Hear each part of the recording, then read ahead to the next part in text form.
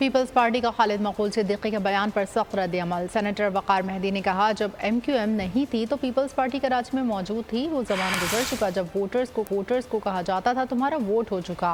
खालिद मकबूल सिद्दीकी को ये बात ज़हननशीन कर लेनी चाहिए कि मुर्तज़ा वहाब अब कराची के मेयर हैं।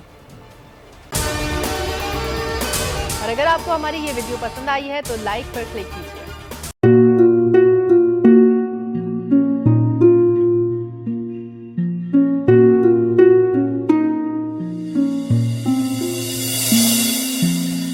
अपना घर यूं छोड़ के आखिर बोल किधर जाएगा।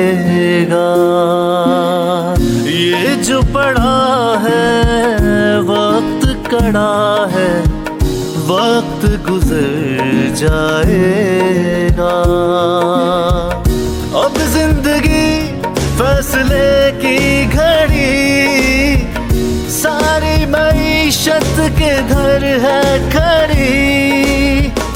करने पड़ेंगे कठिन फैसले, तुझ पे ये कैसी आन पड़ी।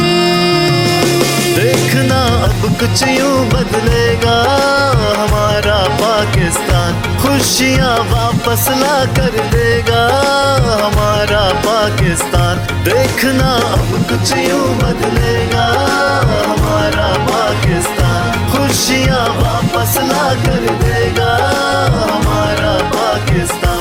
देखना अपनी पहचान के लिए बोल, पाकिस्तान के लिए बोल, हमारा पाकिस्तान, मिशन मईशत। देखना